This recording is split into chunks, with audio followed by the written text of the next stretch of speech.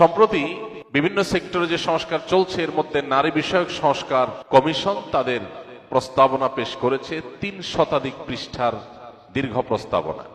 সবচেয়ে অবাক হয়েছি যখন সরকার প্রধান সরাসরি বলেন যে এই সংস্কার প্রস্তাবনা এই সুপারিশ মালা এটাকে বইয়ে পাঠ্যপুস্তকে ঢুকাইতে হবে, ছাপায়া বিলি করতে হবে, সর্বস্তরে প্রতিষ্ঠা করতে হবে।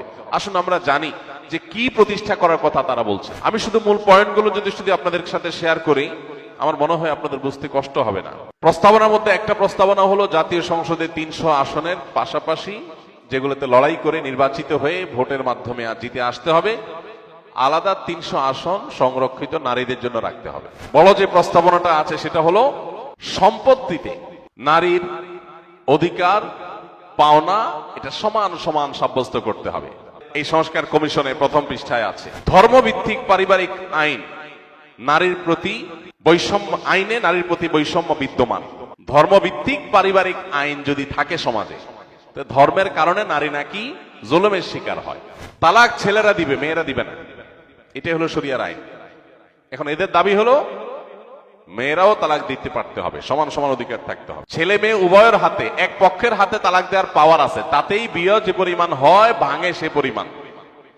যদি উভয় পক্ষের হাতে তালাক দেওয়ার ক্ষমতা দেওয়া হয় তাহলে বিয়ে আর একটাও টিকবে না। আল্লাহ কেন নিষেধ করেছেন সেটা বোঝার মতো ঘিলু বা মগজ তোমার মাথায় হয়তো নাই, তুমি আল্লাহর আইন নিয়ে প্রশ্ন তুলতে আসছো। ৩৭ নম্বর পৃষ্ঠায় তারা লিখেছে যৌন পেশাকে অপরাধ হিসাবে চিহ্নিত না করা এবং শ্রম আইনে এটাকে স্বীকৃতি দেওয়া, এটা দাবি করেছে তারা। ২৬ নম্বর পৃষ্ঠায় আছে নারী উন্নয়নের পথে, নারীর উন্নয়নের পথে যত প্রচেষ্টা হয় প্রায় ধর্মীয় গোষ্ঠীর প্রতিরোধের মুখে পড়ে। তার মানে নারীকে তারা আগায় নিতে চায়, বাধা দেয় হলো কারা? ধর্মীয় গোষ্ঠী। ৪৫ নম্বর পৃষ্ঠায় আছে অভিন্ন পারিবারিক আইন প্রবর্তন করতে হবে। ৪১ নম্বর পৃষ্ঠায় আছে বিবাহ বিচ্ছেদের ক্ষেত্রে ন্যায়সঙ্গত নিষ্পত্তি নিশ্চিত করতে বৈবাহিক সম্পত্তির ৫০-৫০ ভাগাভাগি কার্যকর করতে হবে। ৭৪ নম্বর পৃষ্ঠায় বৈবাহিক ধর্ষণের কথা বলা আছে। একই জিনিস ৯ নম্বর এবং ৭০ নম্বর পৃষ্ঠায়ও আছে। বৈবাহিক ধর্ষণ এটা এমন এক শয়তানি, এটা হলো বিবাহ ব্যবস্থাপনা ধ্বংসের, বন্ধ করার সবচেয়ে বড় পায়তারা। ঘরে ঘরে প্রত্যেকটা পরিবারে অশান্তি সৃষ্টি করার জন্য এই যে শয়তানের নীল নকশা এদেশে সুপারিশ হিসাবে পেশ করা হয়েছে, এটার প্রত্যেকটা পয়েন্ট, প্রতিটা লাইন পৃষ্ঠা আপনি পড়লে দেখবেন পুরোটা হলো আমাদের সমাজকে ধ্বংস করার একটা মহা আয়োজন। ৩৪ নম্বর পৃষ্ঠায় আছে সংবিধানের অনুচ্ছেদ ১৮(২)-এ গণিকা বৃত্তি অর্থাৎ পতিতাবৃত্তির বিষয়টিকে বাদ দিতে হবে। আপনারা জানেন পর্ন ইন্ডাস্ট্রি, এই পর্ন ইন্ডাস্ট্রি হাজার হাজার কোটি টাকার বিজনেস। এখানে এই পতিতাবৃত্তির বৈধতা দিয়ে মূলত তাদের সেই ব্যবসাকে তারা জিয়ে রাখতে চায়, যে এইটাকে তারা ৭৪ নম্বর পৃষ্ঠায়, ৩৭ নম্বর পৃষ্ঠায়, ১৩২ নম্বর পৃষ্ঠায়, ১৩৫ নম্বর পৃষ্ঠায়, ১৫৫ নম্বর পৃষ্ঠায়, অর্থাৎ পুরো সুপারিশনামার প্রতিটা পৃষ্ঠা বিভিন্ন জায়গায় তারা এটা লিখেছে। তার মানে তারা যে কোনো মূল্যে এদেশে পতিতাবৃত্তি এটাকে প্রতিষ্ঠা করতে চায়। ১০৫ নম্বর পৃষ্ঠায় আছে শরীর আমার, সিদ্ধান্ত আমার। গ্রামে গঞ্জে গোপনে গোপনে যে কথা বলতো, এখন তারা রাষ্ট্রযন্ত্র দিয়ে সে কথা বলার চেষ্টা করছে। তাদের সাহস কোথায় গিয়ে ঠেকেছে আপনি চিন্তা করতে পারেন। ১০ নম্বর পৃষ্ঠায় আছে রাষ্ট্র হবে ইহজাগতিক এবং মানবিক। খেয়াল করেন। ১৬৩ নম্বর পৃষ্ঠায় আছে ঘরের কাজ নারীর বা নারীরা ধূমপান করে না, এই জাতীয় উপস্থাপন করা থেকে বিরত থাকতে হবে। পশ্চিমারা এগুলো করে তাদের পরিবার ব্যবস্থাপনা, তাদের সমাজ শেষ হয়ে গেছে, ধ্বংস হয়ে গেছে। সেগুলো আমাদের দেশে আমদানি করার অপচেষ্টা ইন্টারিম গভর্নমেন্টের মাথার উপরে ভর করে যারা করতে চাচ্ছে, তারা জানে না এটা করতে চাইলে এদেশের একজন মানুষও সেটা করতে দিবে না। আমরা সরকারের ভালো কাজের প্রশংসা করে দেখি, এই নয় যে সরকারের এত বড় সাহস হবে এদেশের সকল ধর্মের মানুষের বিশ্বাসের বিরুদ্ধে তারা দাঁড়াবে। এত বড় দুঃসাহস করা এটা কোন সুযোগ এই সমাজে অন্তত, যেখানে মাননীয় প্রধান উপদেষ্টা নিজে বলছেন যে এটা ছাপায় বিলি করা দরকার, এটা পাঠ্যপুস্তকে পড়ানো দরকার, এটা নাকি এত গুরুত্বপূর্ণ ভালো ভালো জিনিস এটাতে আছে। ওনার ভালো কাজের প্রশংসা আমরা করবো, তাই বলে এই ধরনের জঘন্য কথা এটার সমালোচনা অবশ্যই আমাদেরকে করতে হবে, এটা আমাদের দায়িত্ব। ১০০ পৃষ্ঠায় আছে এই সুপারিশনামা যৌন শিক্ষা নিশ্চিত করতে হবে। এই আমলে যত সংস্কার কমিশন যত সংস্কার প্রস্তাবনা করেছে তার ২টা ৪টা ৬টা পয়েন্ট নিয়ে আপনার আমার কারোর ভিন্ন মত থাকতে পারে, কিন্তু এই তথাকথিত নারী বিষয়ক সংস্কার কমিশন এদের এই প্রস্তাবনার আগা গোড়া পুরাটাই নর্দমায় ছুঁড়ে ফেলে দেওয়ার মতো। সম্প্রতি বিভিন্ন সেক্টরে যে সংস্কার চলছে এর মধ্যে নারী বিষয়ক সংস্কার কমিশন তাদের প্রস্তাবনা পেশ করেছে ৩ শতাধিক পৃষ্ঠার দীর্ঘ প্রস্তাবনা। আজ আমরা সংক্ষিপ্ত আকারে সেই ৩ শতাধিক পৃষ্ঠার এই সংস্কার কমিশনের প্রস্তাবনায় সুপারিশে কি কি বিষয় আছে সেগুলো খুব সংক্ষেপে আপনাদের সামনে তুলে ধরার চেষ্টা করব ইনশাআল্লাহ। এই সংস্কার কমিশন যে প্রস্তাবনা পেশ করেছে এই প্রস্তাবনা রীতিমতো আমাদের সমাজের সকল ধর্মের, শুধু মুসলমান নয়, মুসলিম, খ্রিস্টান, বৌদ্ধ, হিন্দু সকল ধর্মের মানুষের বিরুদ্ধে বাংলাদেশের সব মানুষ এই 4 ধর্মের মধ্যেই প্রায় সীমাবদ্ধ, সীমিত সংখ্যক কিছু নাস্তিক বাদ দিলে। তার মানে গোটা বাংলাদেশের সমস্ত মানুষের মূল্যবোধ, চিন্তা, দর্শন, বিশ্বাস এর সঙ্গে যুদ্ধের ঘোষণা করেছে কেমন যেন এই সংস্কার কমিশন। একটা সংস্কার প্রস্তাবনার 2টা বা 3টা বা 4টা 5টা পয়েন্ট নিয়ে আপত্তি থাকতে পারে, কিন্তু এমন এক সংস্কার প্রস্তাবনা তারা জমা দিয়েছেন যার প্রতিটি পাতায় পাতায়, প্রতিটা পৃষ্ঠায় পৃষ্ঠায় রীতিমতো আপত্তি নয়, শরীরে যে কোনো বিশ্বাসী মানুষের গায়ে আগুন ধরবার মতো অনেক পয়েন্ট এখানে রয়েছে। সবচেয়ে অবাক করা বিষয় হলো, আপনারা নিশ্চয়ই সোশ্যাল মিডিয়ার কল্যাণে, মূলধারার মিডিয়াগুলোর কল্যাণে দেখতে পেয়েছেন যে নারী বিষয়ক সংস্কার কমিশনে যারা আছেন একজন কোত্থেকে লেবাস লাগিয়ে আনা হয়েছে, এর বাইরে বাকি যারা আছে পুরো টিম মাননীয় প্রধান উপদেষ্টার সাথে তারা একসাথে ছবি তুলেছেন, পত্রপত্রিকায় সেগুলো ফলো করে প্রচার হয়েছে। তাদের কারোর মাথায় আমি কাপড় দেখিনি, অথচ বাঙালি নারী মাথায় কাপড় দেয়, হোক সে মুসলিম, হোক সে হিন্দু, হোক সে বৌদ্ধ, হোক সে খ্রিস্টান। তাহলে এই সংস্কার কমিশনের নারীরা তারা কি বাঙালি নারীর কোনো প্রতিনিধিত্ব করছে বলে মনে হয়? তাদের অন্যান্য যে সমস্ত বেশভূষা, তাদের যে ড্রেস আপ, তাদের যে হাব ভাব, এইটার সাথে মাননীয় প্রধান উপদেষ্টা দীর্ঘদিন ধরে তিনি গ্রামীণ নারীদের নিয়ে কাজ করছেন। আমার বিনীত অনুরোধ যে তিনি গ্রামের প্রত্যন্ত অঞ্চলের মহিলাদের নিয়ে দীর্ঘদিন ধরে কাজ করার অভিজ্ঞতা তার আছে। এদেশের আপামর সাধারণ মানুষের মা বোনরা, মেয়েরা, হিন্দু হোক, মুসলিম হোক, অন্য ধর্মের হোক, তাদের সাথে এই তথাকথিত নারী বিষয়ক সংস্কার কমিশনের নারীদের ড্রেস আপের কোন মিল তিনি খুঁজে পান কিনা। এরা কি আসলে বাংলাদেশের আপামর সর্বস্তরের নারীদের প্রতিনিধিত্ব করে, নাকি পশ্চিমাদের নিছক দালালি এবং অন্ধ অনুকরণ করে? এটা বোঝার জন্য কোনো পণ্ডিত হওয়ার প্রয়োজন নাই, কমন সেন্স দিয়ে ছবিটার দিকে তাকালে বোঝা যায়। আমরা মানুষের ভালো কাজের প্রশংসা যেমন করতে কার্পণ্য করব না, ঠিক একইভাবে তিনি যখন কোনো ভুল করেন সেটার নিন্দা বা সমালোচনা করতেও কার্পণ্য করা উচিত নয়। অনেক ভালো কাজ যেমন প্রধান উপদেষ্টা মহোদয় করছেন, সেগুলোর জন্য প্রশংসা তিনি পাচ্ছেন, এটি তার হক, পাওনা, প্রাপ্য, কৃতজ্ঞতা আমাদের আদায় করা উচিত। কিন্তু সেক্ষেত্রে অনেক ভালো কাজের মধ্যে এই একটা কাজ এমন হয়েছে যে কাজটাকে আমাদের প্রত্যেককে শতকণ্ঠে সমালোচনা করতেই হবে, কারণ এটি আমাদের অস্তিত্বের প্রশ্ন, এটি আমাদের আত্মপরিচয়ের প্রশ্ন, আইডেন্টিটির প্রশ্ন। পৃথিবীর প্রত্যেকটা জাতি তার নিজস্ব জাতিসত্তা, নিজস্ব আত্মপরিচয় নিয়ে তারা বেঁচে থাকে। আপনি ইতালিতে গেছেন, সেখানে মানুষ পিজা পাস্তা খেয়ে অভ্যস্ত, সেখানে সব জায়গায় পিজা পাস্তা পাওয়া যায়, পিজা পাস্তা খেয়েই মানুষ থাকে বেশিরভাগ ক্ষেত্রে। আপনি সেখানে যে যখন দেখেছেন মানুষ পিজা খায়, পাস্তা খায়, এটাই তাদের প্রিন্সিপাল ফুড বা এটাই বিষয়ক মানুষ খায়, সব জায়গায় পাওয়া যায়। এবার আপনি সেখান থেকে বাংলাদেশে এসে সংস্কার প্রস্তাবনা দিলেন যে বাংলাদেশে আর ভাত মাছ নয়, আসুন আমরা পিজা পাস্তা ঘরে ঘরে খাওয়ার আন্দোলন সংগ্রাম করি। কোন জায়গায় কোনো কিছু দেখে অন্ধের মতো সেটাকে অনুকরণ করার যে প্রবণতা, দুর্ভাগ্যজনকভাবে আমাদের এই তথাকথিত নারী বিষয়ক সংস্কার কমিশনের সদস্যদের প্রত্যেকের মধ্যে আমরা সেই প্রবণতা লক্ষ্য করেছি। আমি শুধু মূল পয়েন্টগুলো যদি আপনাদের সাথে শেয়ার করি, আমার মনে হয় আপনাদের বুঝতে কষ্ট হবে না যে এটা রীতিমতো বাংলাদেশের শত শত হাজার হাজার বছর ধরে চলে আসা আমাদের সংস্কৃতি, আমাদের আত্মপরিচয়, এটার বিরুদ্ধে রীতিমতো যুদ্ধের সামিল। সবচেয়ে অবাক হয়েছি যখন সরকার প্রধান সরাসরি বলেন যে এই সংস্কার প্রস্তাবনা, এই সুপারিশ মালা, এটাকে বইয়ে পাঠ্যপুস্তকে ঢুকাইতে হবে, ছাপায়া বিলি করতে হবে, সর্বস্তরে প্রতিষ্ঠা করতে হবে। আসুন আমরা জানি যে কি প্রতিষ্ঠা করার কথা তারা বলছেন।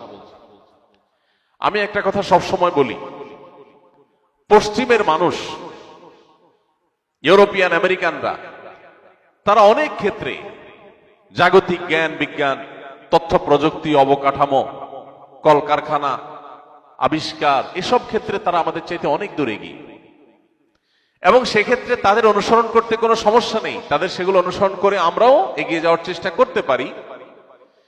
কিন্তু যেই ক্ষেত্রে আমরা তাদের চাইতে আগে আছি, সেই ক্ষেত্রে তাদের অনুকরণ করার কোনো প্রশ্ন উঠতে পারে না। একজন সম্পদশালী হয়েছেন, তিনি যদি বৈধ উপায়ে সম্পদ উপার্জন করে থাকেন, আপনি তার মতো সম্পদ উপার্জনের চেষ্টা করেন, এতটুকু ঠিক আছে। কিন্তু তাকে টাকাওয়ালা পয়সাওয়ালা দেখে তার সবকিছু আপনি অনুসরণ শুরু করবেন, সে টাকাওয়ালা পয়সাওয়ালা, সে বাপকে ভাত দেয় না, আপনি কি সেটা অনুসরণ করবেন? পশ্চিমাদের অনেক কিছু আছে যেগুলো ভালো, সেগুলো অবশ্যই আমরা অনুসরণ করার চেষ্টা করবো, কিন্তু তাদের খারাপটা অনুসরণ করার কোনো মানে হতে পারে না। আমি এই জন্য বলি, জাগতিক জ্ঞান বিজ্ঞান, তথ্য প্রযুক্তি ইত্যাদিতে তারা যদি আমাদের চাইতে 200 বছর এগিয়ে থাকে, ফ্যামিলি ব্যবস্থাপনা, পারিবারিক ব্যবস্থাপনা, দাম্পত্য সুখ শান্তির ক্ষেত্রে আমরা তাদের চাইতে 400 বছর এগিয়ে আছি। অতএব এই ক্ষেত্রে তাদের অনুসরণ করা এটা অগ্রসরতা নয়, এটা পাশ্চাত্যপদতা, এটা সামনে যাওয়া নয়, এটা পিছিয়ে যাওয়া। পশ্চিমারা নারীকে কি দিয়েছে এটা বোঝার জন্য আপনি শুধুমাত্র পশ্চিমে নারীদের ইসলাম গ্রহণের প্রবণতার দিকে তাকালেই যথেষ্ট হবে। প্রত্যেকটা দেশে দেখবেন পুরুষের তুলনায় মেয়েরা ইসলামের দিকে বেশি আসছে, কারণ সেখানকার মেয়েদের বুঝতে আর বাকি নাই যে অধিকারের নাম দিয়ে এরা আমাদের ধ্বংসের দ্বার প্রান্তে দাঁড় করিয়ে দিয়েছে। তো এইরকম কিছু বস্তা পচা সস্তা প্রস্তাবনা এই নারী বিষয়ক সংস্কার কমিশন প্রস্তাব করেছে।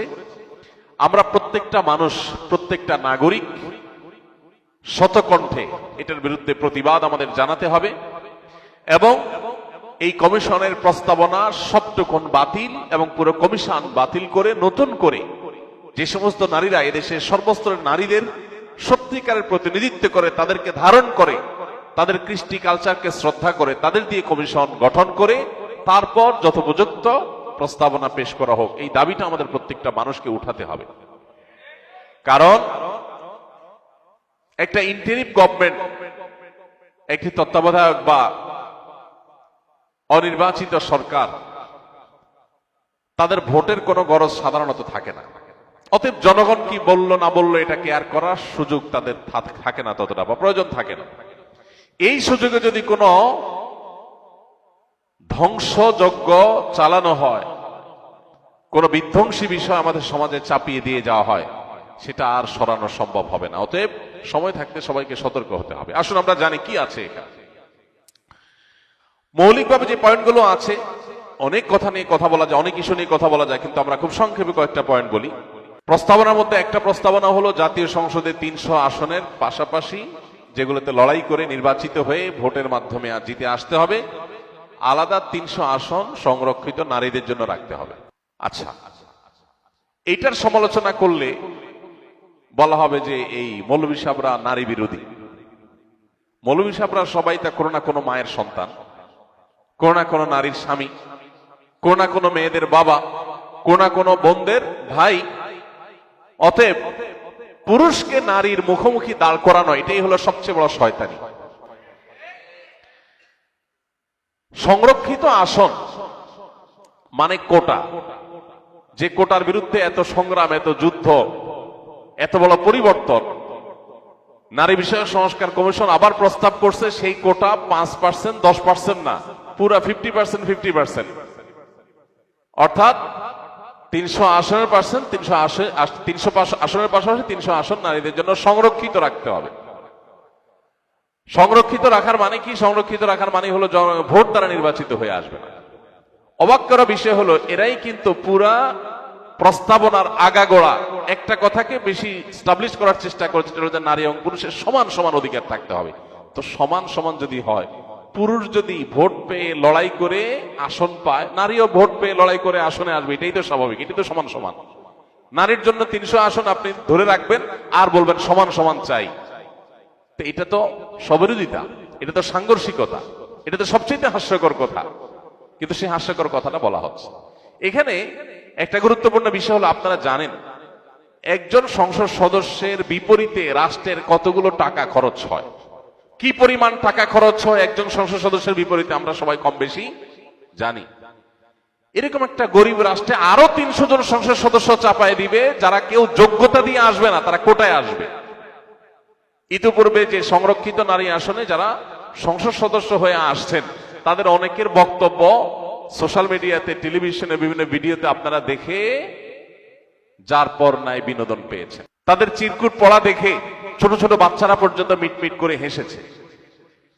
এটা হলো বড়লোক প্রভাবশালী সমাজের বিত্তশালী এদের বউদেরকে এমপি বানানোর একটা নীল নকশা।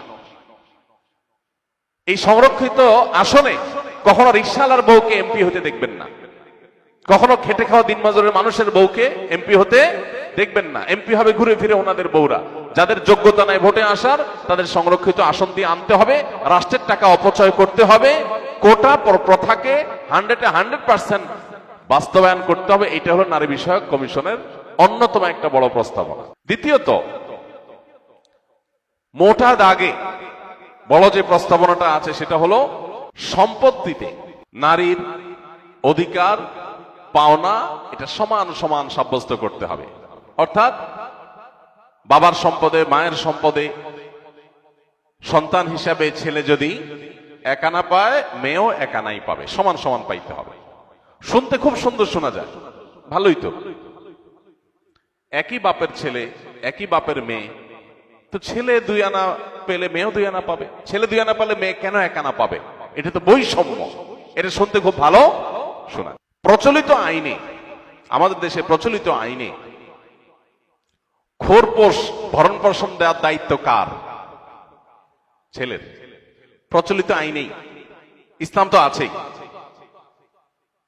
তো খোরপোশের বেলায় আপনি এটা বলবেন না যে না, আজ থেকে বাংলাদেশে এই কমিশন এই সুপারিশ করে নাই যে স্বামীরা কেউ স্ত্রীদের খরপোশ দিতে বাধ্য না, স্ত্রীরা চাকরি বাকরি তাদের খাওয়ান তারা জোগাড় করবে। এটা তো বলেন নাই। খরচের বেলায় তো বলেন নাই যে যার যার খরচ তার তার, কিন্তু সম্পদ পাওয়ার বেলা বলতেছেন হাফ হাফ, সমান সমান। ভাইরা আমার, আল্লাহ রাব্বুল আলামিন নারী এবং পুরুষের প্রত্যেককে যার যার ন্যায্য অধিকার দিয়েছেন। কি দিয়েছেন? সমান না, কি দিয়েছেন? ন্যায্য। কারণ সব ক্ষেত্রে সমান দিলে ন্যায্য হয় না, সব ক্ষেত্রে সমান সমান দিলে ন্যায্যতা নিশ্চিত। আল্লাহ তাআলা ন্যায্য অধিকার দিয়েছেন, যথাযথ ইনসাফপূর্ণ অধিকার দিয়েছেন, যাকে যা দেয়া দরকার। বেশ কয়েকটা ছোট ছোট উদাহরণ এই বিষয়ে আমি এর আগে বারবার আপনাদেরকে দিয়েছি। আপনার 2টা ছেলে আছে, বা একটা ছেলে একটা মেয়ে আছে। ছেলেটার জ্বর হয়েছে, মেয়েটার জ্বর হয় নাই। ছেলের জ্বর হয়েছে এজন্য বাজার থেকে তাকে ডিসপেন্সারি থেকে নাপা এনে বড়া পেটে খাওয়াই দিয়েছেন। কেন? কারণ তার জ্বর হয়েছে। মেয়েটার শরীরে জ্বর নাই, সে সুস্থ। সমান অধিকারের দাবি হলো মেয়েরাও ধরে একটা খাওয়াই দিবেন। কারণ টাকা দিয়ে নাপা কিনে একজনকে খাওয়াবেন আরেকজনকে খাওয়াবেন না, এটা তো বৈষম্য, এটা তো জুলুম। তাহলে সমান অধিকারের দাবি হলো ছেলেকে একটা নাপা খাওয়াইছেন, মেয়েকেও একটা খাওয়াই দিবেন। এখানে সমান সমান দিলেন, তাতে কি ন্যায্য কাজ হলো?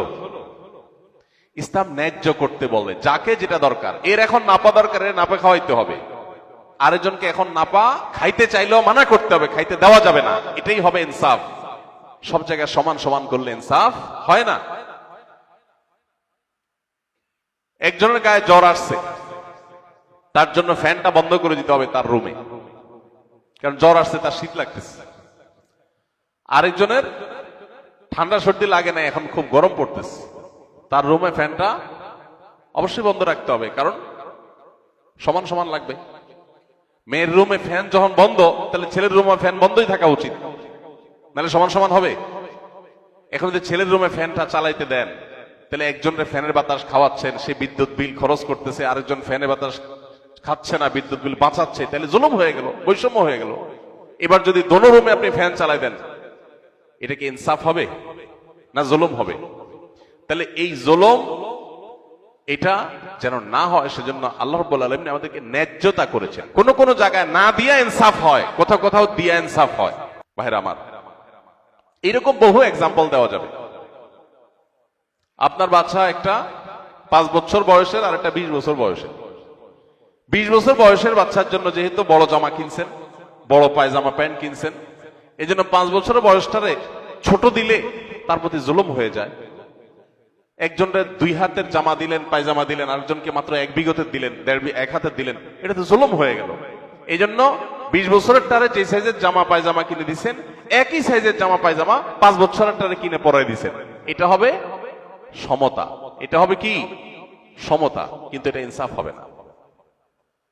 তাহলে ইসলাম আমাদেরকে সমতার কথা বলে না ইনসাফের কথা বলে? ইনসাফের কথা বলে।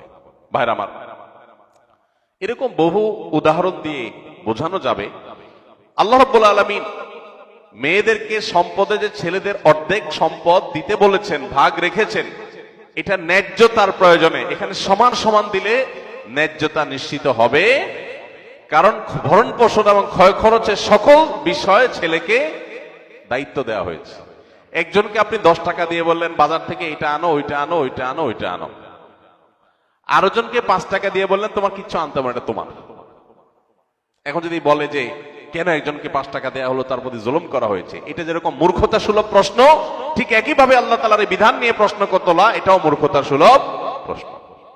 নারী অধিকার কমিশন মোটা দাগে এই প্রস্তাবনা তারা সামনে আনছে। এরপর আসেন, আমি সময় কম, পড়ে শোনায় যাই।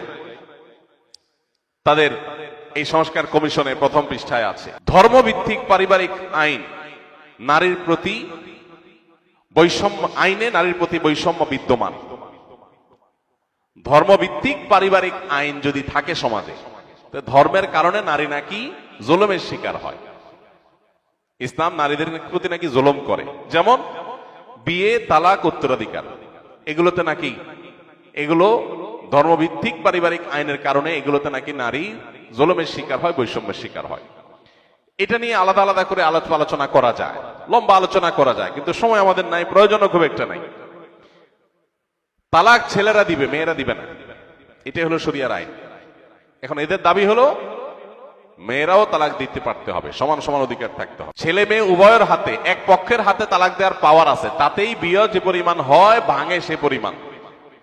যদি উভয় পক্ষের হাতে তালাক দেওয়ার ক্ষমতা দেওয়া হয়, তাহলে বিয়ে আর একটাও টিকবে না। আল্লাহ কেন নিষেধ করেছেন সেটা বোঝার মতো ঘিলু বা মগজ তোমার মাথায় হয়তো নাই, তুমি আল্লাহর আইন নিয়ে প্রশ্ন তুলতে আসছো।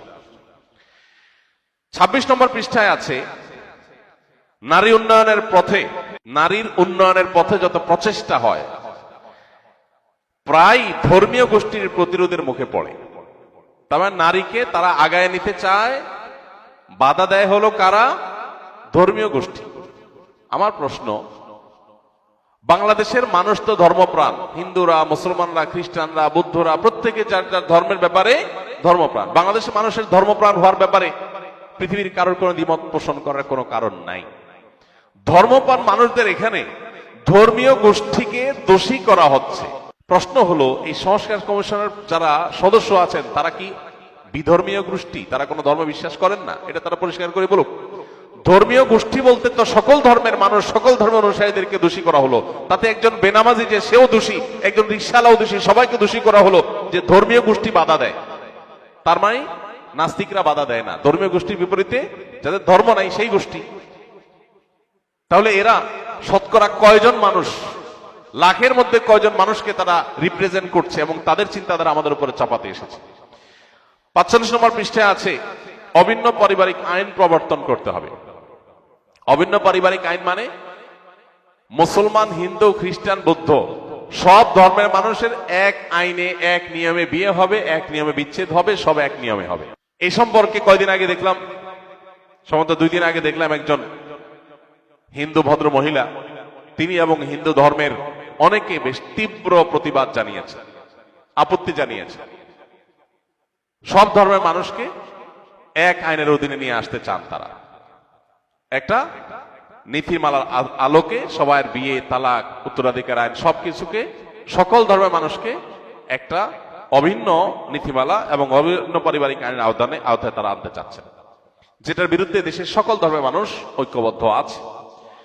41 নম্বর পৃষ্ঠায় আছে, বিবাহ বিচ্ছেদের ক্ষেত্রে ন্যায়সঙ্গত নিষ্পত্তি নিশ্চিত করতে বৈবাহিক সম্পত্তির 50-50 ভাগাভাগি কার্যকর করতে হবে।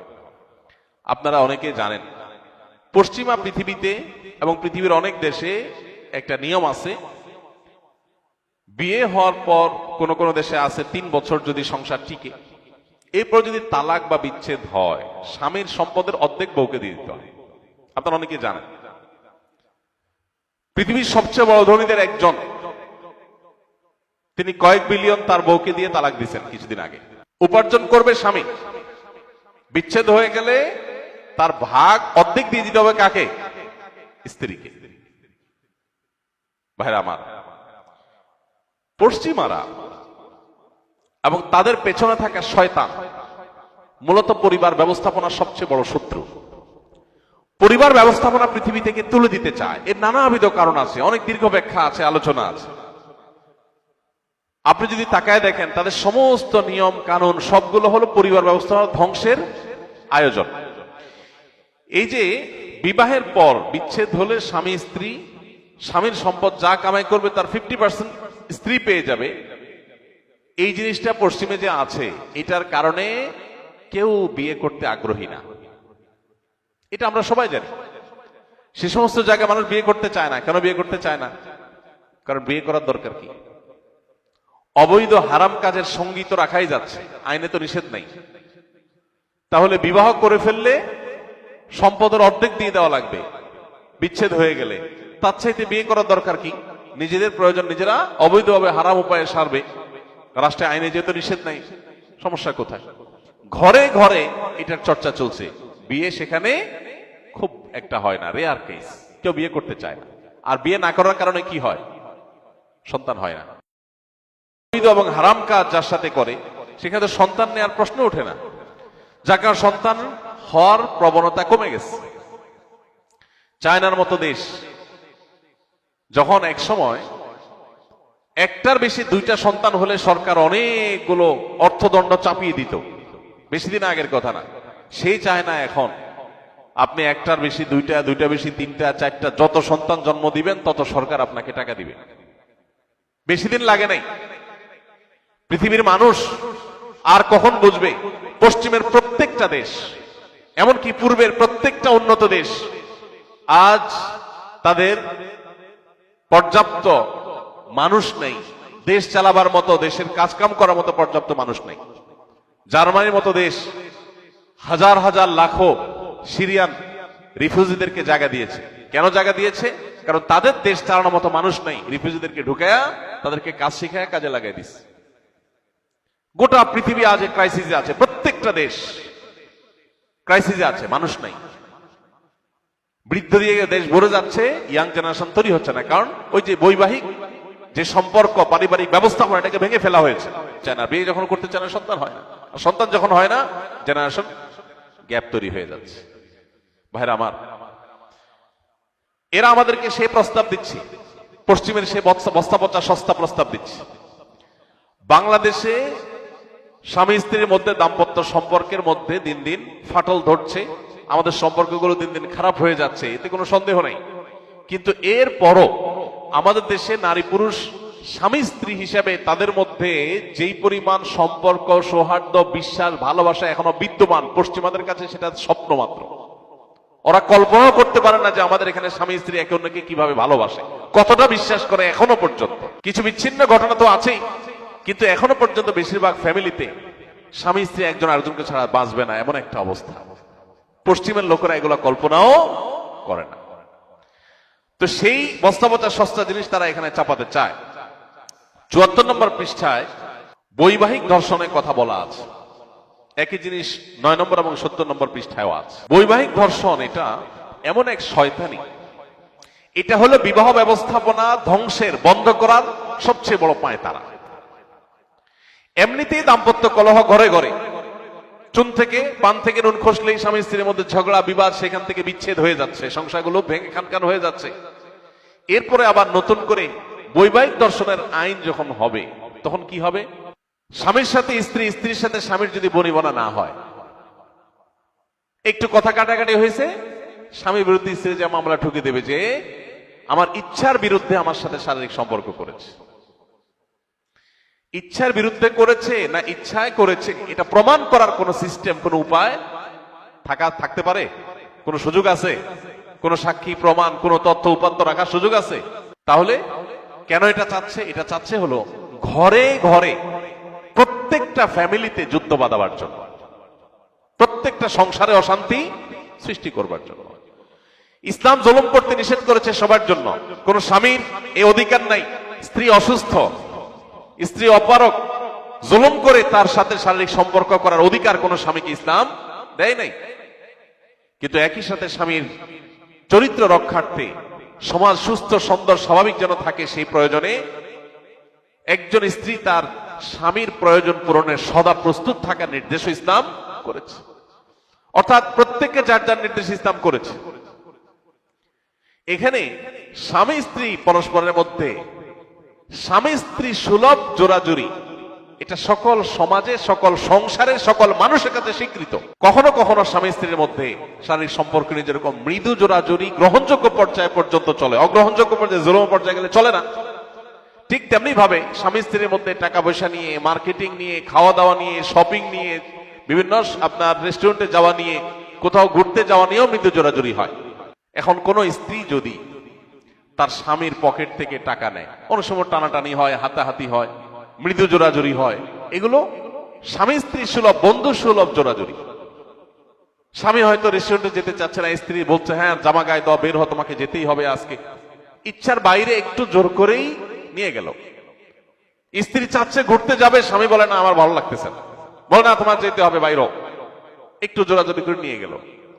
তাহলে সেটাকে বৈবাহিক ডাকাতি নাম দেন, বৈবাহিক ছিনতাই নাম দেন, কি বলেন? ঘরে ঘরে প্রত্যেকটা পরিবারে অশান্তি সৃষ্টি করার জন্য এই যে শয়তানের নীল নকশা এদেশে সুপারিশ হিসাবে পেশ করা হয়েছে, এটার প্রত্যেকটা পয়েন্ট, প্রতিটা লাইন পৃষ্ঠা আপনি পড়লে দেখবেন পুরাটা হলো আমাদের সমাজকে ধ্বংস করার একটা মহা আয়োজন।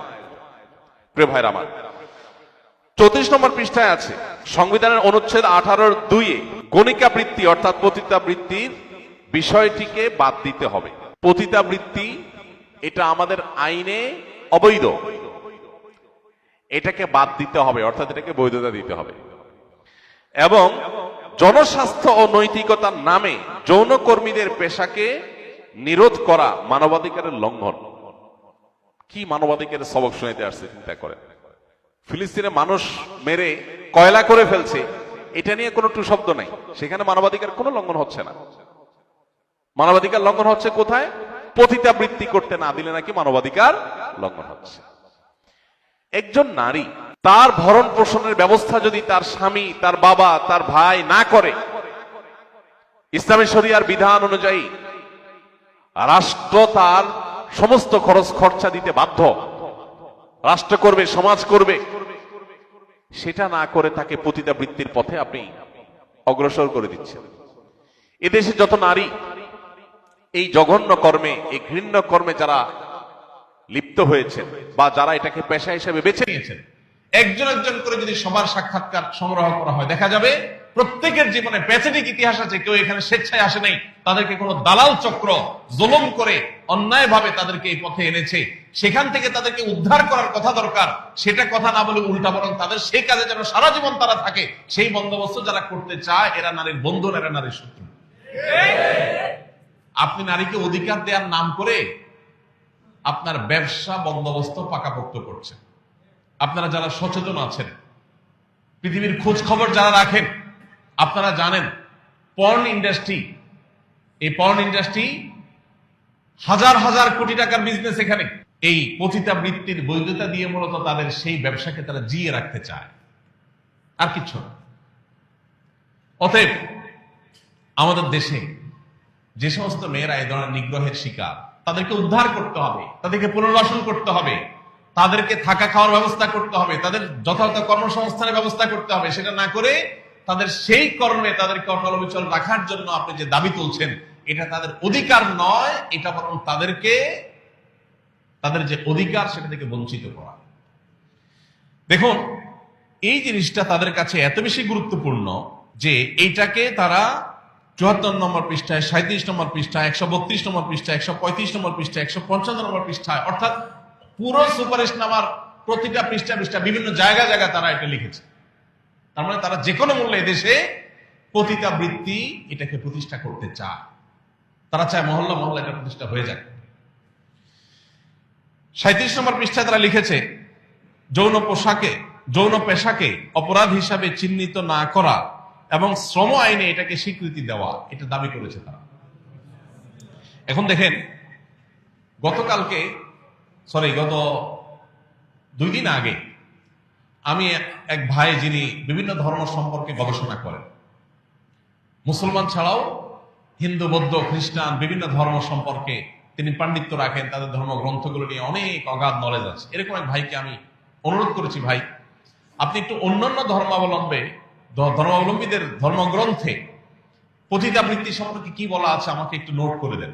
তিনি গতকালকে আমাকে দিলেন জিনিসটা, আমি দেখলাম মুসলমানদের কাছে পতিতাবৃত্তি যেরকম হারাম, ঘৃণ্য কাজ, হিন্দুদের কাছে, খ্রিস্টানদের কাছে, বৌদ্ধদের কাছে, এদেশের প্রধান 4টি ধর্মের মানুষ এদেশে বসবাস করে, সব ধর্মের মানুষের কাছে এটা সমানভাবে অপরাধ এবং ঘৃণ্য কাজ।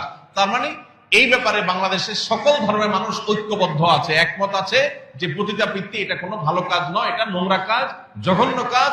একজন নারীকে অনেক ভালো কাজে, সমাজের উন্নয়নমূলক কাজে ব্যবহার করা যেতে পারে, তাকে বিভিন্ন ভালো কাজে পেশা নিয়োজিত করা যেতে পারে, কিন্তু তাকে এরকম অসম্মানজনক কাজে যারা নিয়ে আসে, সেই দালালরা তাদের ব্যবসায়ী টিকায় রাখার জন্য পর্ন ইন্ডাস্ট্রির মাধ্যমে হাজার কোটি টাকা বিজনেস করার জন্য তারা এই ধরনের প্রস্তাবনা করেছে। এ ব্যাপারে বাংলাদেশের সকল মুসলমান, শুধু না সকল ধর্মের মানুষ একমত।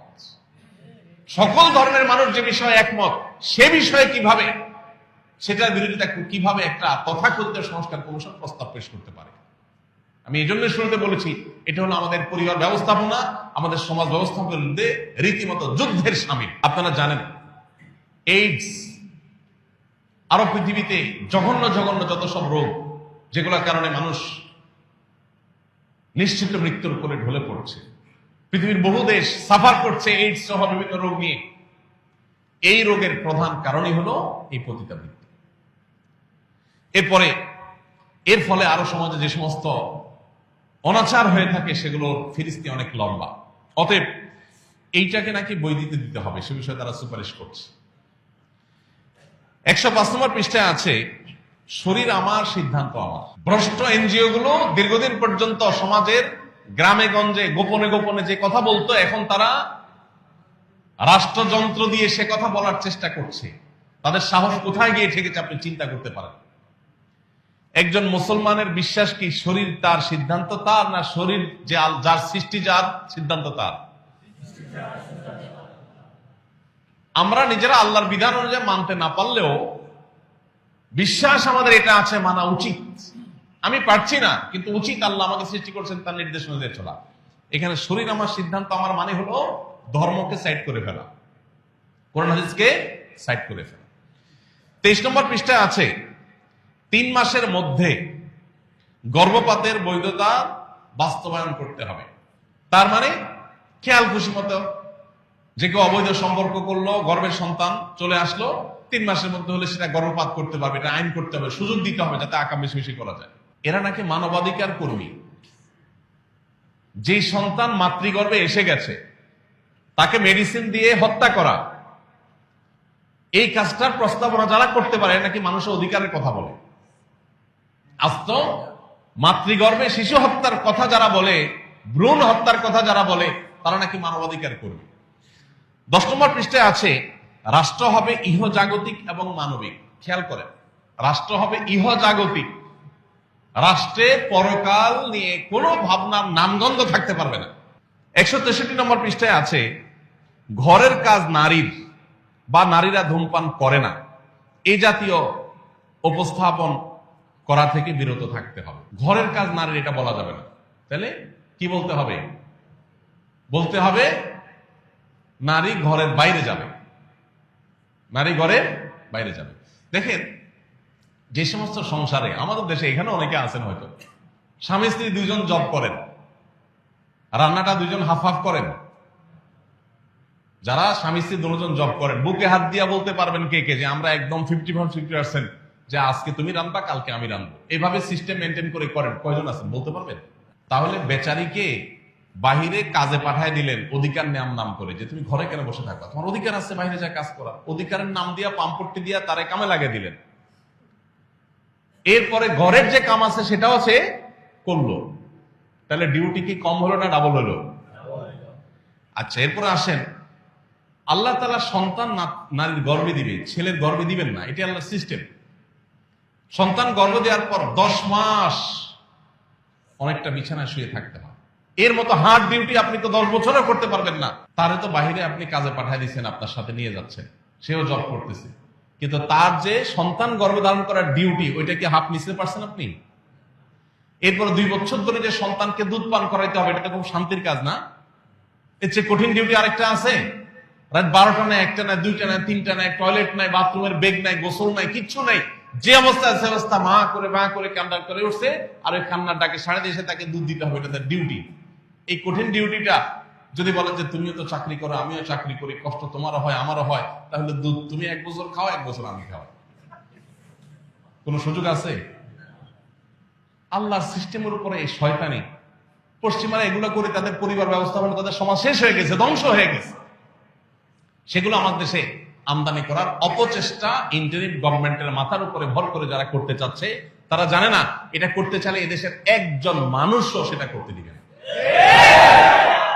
আমরা সরকারের ভালো কাজের প্রশংসা করে দেখি, এই নয় যে সরকারের এত বড় সাহস হবে এদেশের সকল ধর্মের মানুষের বিশ্বাসের বিরুদ্ধে তারা দাঁড়াবে, এত বড় দুঃসাহস করা, এটা কোন সুযোগ এই সমাজে অন্তত। এই কথাগুলো আমার বলা লাগতো না, যেখানে মাননীয় প্রধান উপদেষ্টা নিজে বলছেন যে এটা ছাপায় বিলি করা দরকার, এটা পাঠ্যপুস্তকে পড়ানো দরকার, এটা নাকি এত গুরুত্বপূর্ণ ভালো ভালো জিনিস এটাতে আছে। ওনার ভালো কাজের প্রশংসা আমরা করবো, তাই বলে এই ধরনের জঘন্য কথা এটার সমালোচনা অবশ্যই আমাদেরকে করতে হবে, এটা আমাদের দায়িত্ব। ভাইরা আমার, এরপর দেখেন 100 পৃষ্ঠায় আছে এই সুপারিশনামা, যৌন শিক্ষা নিশ্চিত করতে হবে। যৌন শিক্ষা নিশ্চিত করতে হবে। পৃথিবীর অন্য সব প্রাণী তাদের বংশধারা পৃথিবীতে টিকে থাকে যৌন শিক্ষার মাধ্যমে, তো নাকি? তারা কোন স্কুলে গিয়ে যৌন শিক্ষা নেয়?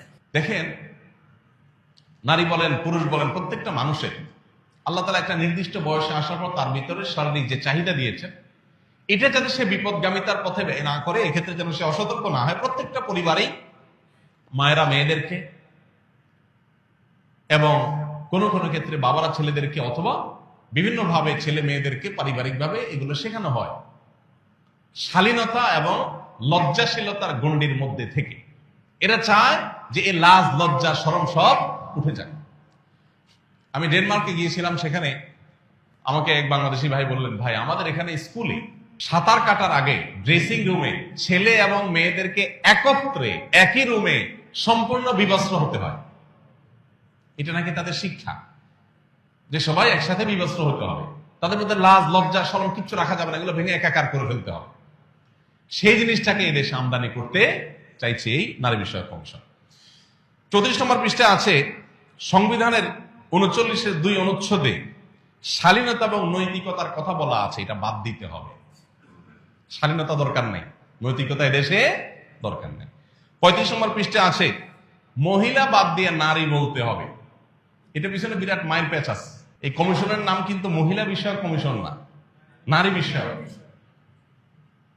এটার কাহিনী কি? এটার কাহিনী হলো সমকামিতাকে আস্তে আস্তে সমাজে গেলানো। মহিলা শব্দ বললে পুরুষের বিপরীতে একেবারে পরিষ্কার দুইটা আলাদা আলাদা সত্তা, আলাদা আলাদা পরিচয় প্রকাশ পায়। এটাকে নানাভাবে দূর করে দিয়ে মধ্যখানে আরেকটা পরিচয় স্টাবলিশ করার চেষ্টা চলছে। আপনারা এখন সরকারি বিভিন্ন প্রজ্ঞাপনে, বিজ্ঞাপনে, বিভিন্ন ঘোষণাপত্রে আপনারা খেয়াল করবেন যে লিঙ্গ পরিচয়ের ওখানে নারী পুরুষ, আরেকটা আছে অন্যান্য। অন্যান্য কি আবার? নারী এবং পুরুষের ছাড়া আর কোন সৃষ্টি আছে? যারা হিজড়া বলছি যাদেরকে আমরা, তারাও আসলে হয় নারী নয় পুরুষ, হয়তো কোনো একটা সিমটম তার মধ্যে একটু বেশি আছে। আল্লাহ তাআলা কোরআনে কারীমে বলেছেন, ইন্না খালাকনাকুম মিন যাকারিন ওয়া উনসা, আমি তোমাদেরকে নারী এবং পুরুষ করে সৃষ্টি করেছি, তৃতীয় কোনো লিঙ্গ বা পরিচয় মানুষের নাই। এই অতি সম্প্রতি আপনারা দেখেন আমেরিকান সরকার পরিষ্কার করে ট্রাম্প ক্ষমতায় এসে একদম প্রথম ঘোষণাই ছিল তার যে মানুষের মধ্যে পুরুষ স্বার্থ দিয়ে কোনো লিঙ্গ বলতে কিচ্ছু নেই। এবং তার নির্বাচনের সবচেয়ে বড় সহায়তাকারী আপনার ইলন মাস্ক, তিনি বলেছেন তার সম্ভবত ছেলেটা মেয়ে হয়ে গেছে, না জানো মেয়েটা ছেলে হয়েছে। তিনি বলছেন আমার সন্তানটাকে মেরে ফেলেছে এই আইডিওলজির লোকেরা, যারা ট্রান্সজেন্ডার মতবাদী দেশে চাপাতে চায় তারাই। অতি সম্প্রতি বেশ কয়েকটা উন্নত দেশে ইতিমধ্যে এটা নিয়ে, ইংল্যান্ড সহ বেশ কয়েকটা দেশে ইতিমধ্যে আদালতের রায় হয়ে গেছে এগুলোর বিরুদ্ধে। কিন্তু আমাদের দেশে ওই যে পুরান পাগলে ভাত নাই, নতুন পাগল গুজাইছে এই অবস্থা। পশ্চিমারা আস্তে আস্তে এগুলোর থেকে বের হয়ে আসতেছে, অভিভাবকরা রাস্তায় নামতেছে যে আমাদের ছেলেরা ধ্বংস হয়ে যাচ্ছে, আর আমাদের দেশে নতুন পাগলটা আস্তে আস্তে আমাদেরকে সেদিকে। এরপরে এখানে আছে 35 নম্বর পৃষ্ঠায় গণিকা বৃত্তি, পতিতা বৃত্তি, এই শব্দগুলো বলা যাবে না, যৌনকর্মী বলতে হবে, অর্থাৎ এটাকে এস্টাবলিশ করতে হবে। এদের পরিবারের লোকরা এই ধরনের পেশায় যাওয়ার ব্যাপারে এরা উৎসাহ দেয় কিনা, এটা একটা জানার প্রশ্ন, কৌতূহল। এরা অন্যান্য মেয়েদেরকে এই পেশায় আসতে বলে। শালীনতা, নৈতিকতা এসব শব্দ ব্যবহার করতে নিষেধ করছে তারা, কারণ এগুলো করলে তাদের শয়তান এগুলো চলে না।